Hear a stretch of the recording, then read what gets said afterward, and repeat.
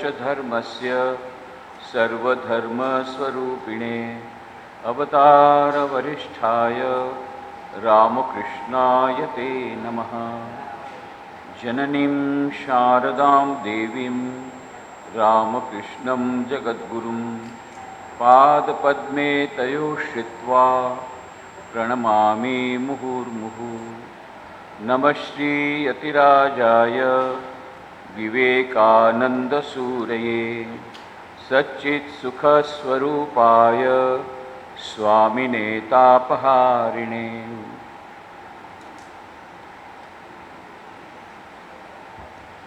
President of the session, respected Swami Nikhileshwarananda ji,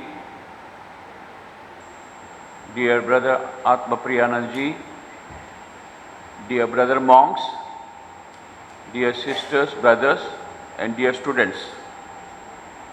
At the outset, I would like to express my gratitude to revered Swami Gautamanand ji Maharaj for giving me this opportunity of being a part of this concluding celebration of the 125th anniversary of Ramakrishna Math, Chennai. Why I am telling this is because I have got some emotional attachment with Ramakrishna Math, Chennai. Before joining Belur Math, I had spent about a year in this Math as a half monk, as an exceptional case. Revered Swami Nikhileshwarananda Maharaj, who was the president at that time, exceptionally allowed me to stay, and then Swami Tapasyanand Maharaj also was kind enough to allow me to stay. The topic is Sri Ramakrishna's mission.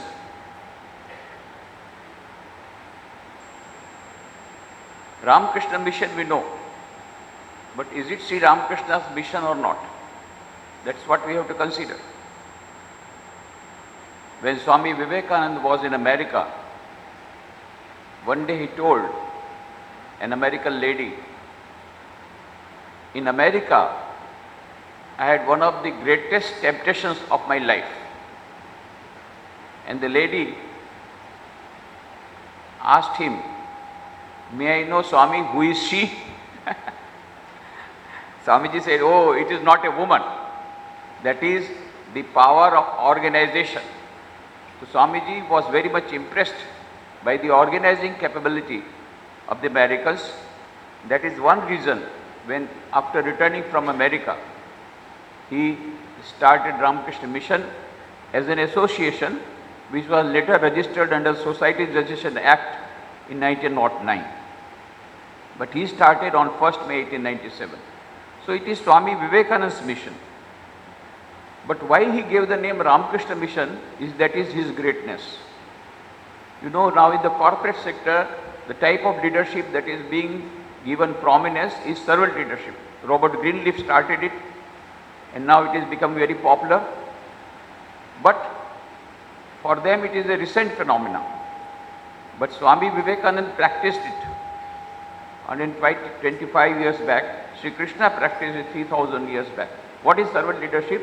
That is giving up the desire of name and fame, giving up selfishness, leading by example and not by precept. And because Swami Vivekananda practiced that servant leadership, when he passed away, he entered Mahasamadhi on 4th July 1902 at the age of 39 years. There were only 5 centers of Ramakrishna Math and Ramakrishna Mission. Now, normally what happens when a leader dies, the organization also dies or it survives on oxygen. But here, reverse thing happened. Swamiji, after passing away Swamiji, the organization is growing and growing. And today we have 265 branch centers, 200 in India, 65 abroad. apart from 1,200 non-affiliated centers and 39 sub-centers. This is growing and growing. It is because Swami Vivekananda practiced servant leadership, and that is why, because he practiced servant leadership, he did not want name and fame. He wanted his Guru's message, his master's message to spread, and that is why he gave the name of this organization not Vivekananda Mission, Ramakrishna Mission. That is his greatness. And n number of times he was been telling, he used to say, this Sangha is his very body, and in this Sangha is ever present. So Ramakrishna Mission and Ramakrishna, according to Swami Vivekananda, were equal. That much respect he used to give to Sri Ramakrishna. And because he gave that much respect, because he gave that regard, that is why Ramakrishna Mission has grown so much. And the tradition is coming where Sri Ramakrishna is the central figure. One of the senior monks told, if you put 1 and put 0, what happens? 10. Put one more 0, 100. One more 0, 1,000. 10,000. Goes on increasing. Remove 1, what happens? All 0. Nothing is left. So similarly, the senior monk said, if you remove Ramakrishna from Ramakrishna Mission, 0. Minus Ramakrishna, Ramakrishna is 0. So Sri Ramakrishna is the central figure. So that is why Ramakrishna Mission is Sri Ramakrishna's mission. From that point of view. But from another point of view, it is Sri Ramakrishna himself who started this Sangha, who not only provided inspiration, but in a sense started the Sangha, which later on came into an organized form in the form of Ramakrishna Mission. When Sri Ramakrishna was in Kashipur, one of his disciples, Budo Gopal, old Gopal, wanted to distribute ochre cloths among the monks. Sri Ramakrishna said, these boys, where will you find boys like this with full of spirit of renunciation? So with his own hands, he distributed ochre cloths to the selected, these boys, who later on became Swami Vivekananda, Swami Brahmananda, the stalwarts and the first apostles of Sri Ramakrishna and the pillars of future Ramakrishna Mission. So in a sense, he started. Not only that, he told Keshav Chandra Sen, Keshav, your organization is falling apart and there are so many divisions are coming because you don't know how to manage. Sri Ramakrishna giving the lesson of management, though we think him to be unlettered, he is giving lesson of management to Keshav Chandra Sen, and Keshav Chandra Sen is a world figure. He says, Keshav, you don't know how to manage the organization. Whenever you invite some disciple or when you include, you must have a thorough examination. Recruitment policy. He is telling about recruitment policy. When you are recruiting the devotees, you must have a proper testing and then you should accept.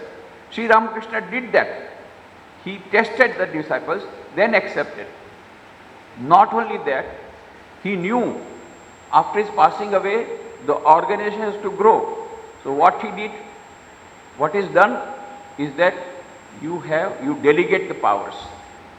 But the best way of delegation is, if you delegate the powers, if you delegate the task, that is not enough. Along with that, you must give proper training to the person. Then only he will be able to do the work. Even that is not enough. You must empower, give the proper powers to that person. Then only he will be able to perform the task. So Sri Ramakrishna did that. He selected Naren as the leader. He told all of the disciples, yes, you have to follow Naren. He prepared Naren. He gave him special training in various ways and he empowered him. Just 3 days before he is passing away at Kashipur, he called Naren, Swami Vivekananda's earlier name, and told to sit down before him, and then he entered into Samadhi. Swami Vivekananda felt some electric power coming into his body, and then he also fell unconscious. When he came to consciousness, he saw Sri Ramakrishna was weeping. Sri Ramakrishna said, "Today, by giving all my powers to you, I have become fakir, I have become a beggar. With this power, you will do lot of work for the Divine Mother."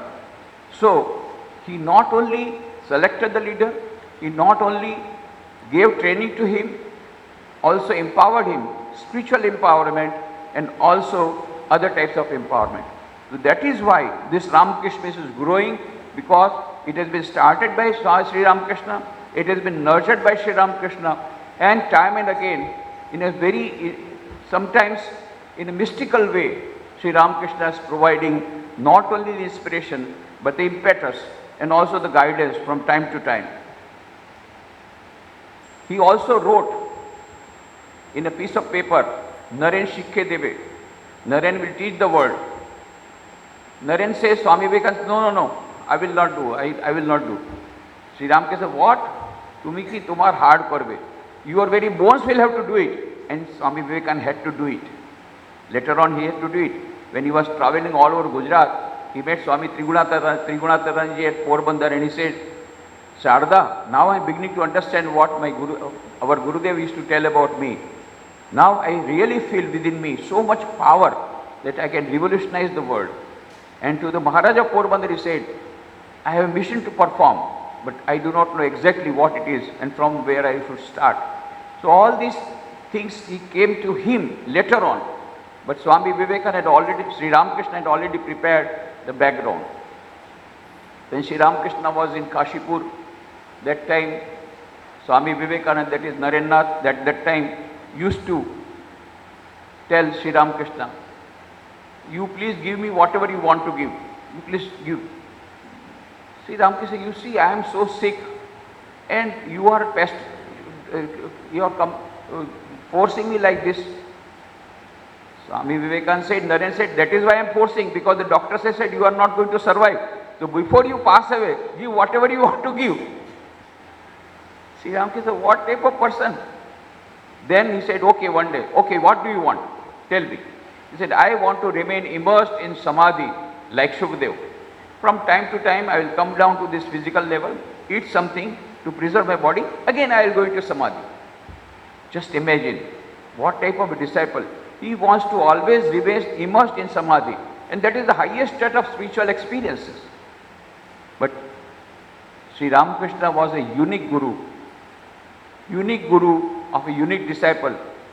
Any other guru would have been very happy. Oh, you want to remain in that highest state of samadhi. But Sri Ramakrishna, he said, shame on you, fie on you. I thought you will be like a banyan tree under whose shade thousands and thousands of people will get peace of mind. And you want to talk about your own samadhi, your own moksha, your own mukti, your own pleasure, your own happiness?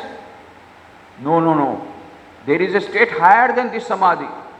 And then he reminded, Sri Ramakrishna was a great singer.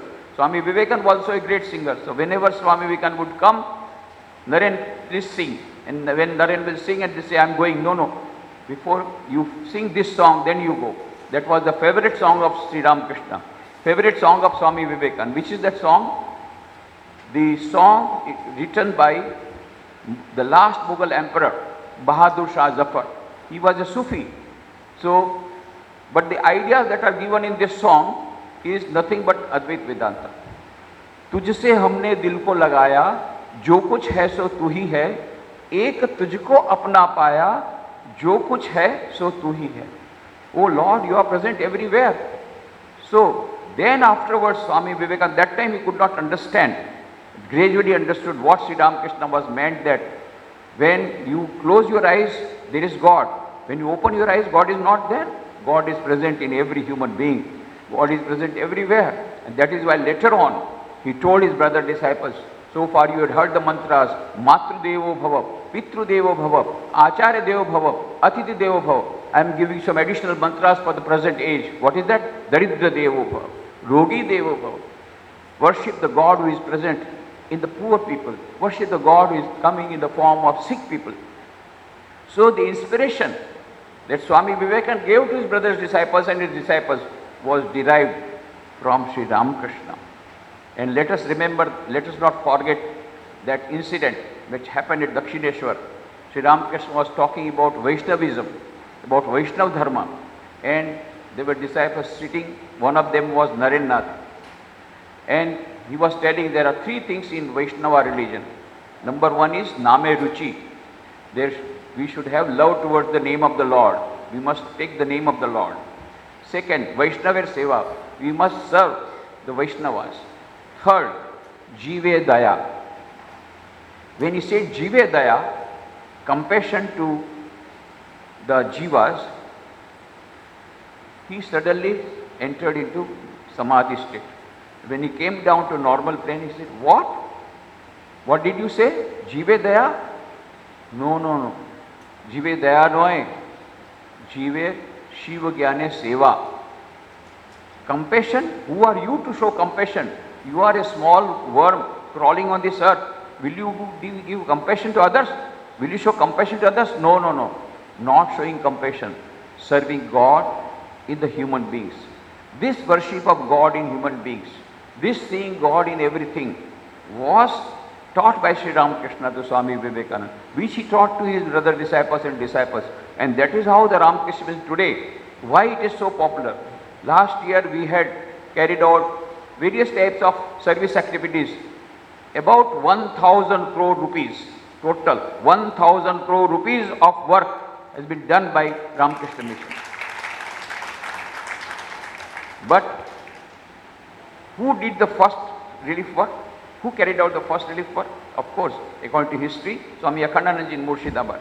But much before that, Sri Ramakrishna had given the example when he was going to Varanasi along with Mathur Babu, and when we were going to Vaidyanath Dham, just near the Vaidyanath Dham, near Devghar, he saw a lot of poor people, santhas, very poor, no cloth, and emaciated, hungry, sitting. And Sri Ramakrishna was so much sorrowful to see their condition, pitiable condition. He told Mathur, please feed them, give them cloth, give them oil for bath. Mathur Babu was a calculating man, worldly man. He said, Baba, these are so many people. If we start giving like this, we will not be able to reach Varanasi. All the expenses of pilgrimage will be over here. Then what Sri Ramakrishna said? What did he? He went and sat down along with those people and started weeping. I don't want to go to see Varanasi. I don't want to have darshan of Vishwanath. These are all my Vishwanath. These are all my Shiva. I will not go till you get. And Mathur Babu had to bend down. He got the things, cloths, money from there, then fed them, then only Sri Ramakrishna went. So sometimes some people, they get confused in the gospel by reading that Sri Ramakrishna used to say only spiritual practices, but he never gave any impetus or inspiration for seva. Sri Ramakrishna himself demonstrated what is real Shiva. Shiva is in the human beings, he has shown. And when he went to the village of Mathur Babu, what did he do? When he saw poor people, they have to pay tax. He told Mathur Babu, you must exempt the taxes. Not only that, you should serve them. Mathur Babu said, Baba, if I follow you like this, it is very impractical advice. Then all my things will go away. Sri Ramakrishna reminded him, Mathur, remember, you are not the owner of your wealth. You are a trustee of your wealth. You are a custodian of wealth. You know, Sri Ramakrishna was teaching trusteeship management much before Swami Vivekananda taught you Rockefeller. Much before that, Sri Ramakrishna taught trusteeship management to Mathur Babu. And Mathur Babu had to yield, he had to exempt the taxes, and he had to give all the food and everything to them. So Sri Ramakrishna is not only the inspiration. Sri Ramakrishna himself, his whole life is inspiration, his teaching also inspiration. Not only that, Sri Ramakrishna's mission is Ramakrishna mission. It is not Swami Vivekananda mission, it is Ramakrishna's mission. So, without one, it is all zero. Put one and it becomes 10,000, 1 lakh, 10 lakh. So, Ramakrishna mission without Ramakrishna is zero. That is what we have been taught let us offer our humble salutations to Bhagavan Sri Ramakrishna Dev, that we understand that and give more importance to Sri Ramakrishna. Along with that, get the inspiration to help and to give our might, whatever way, little way we can do for Ramakrishna mission, because they are not separate, they are one and the same thing. Thank you very much.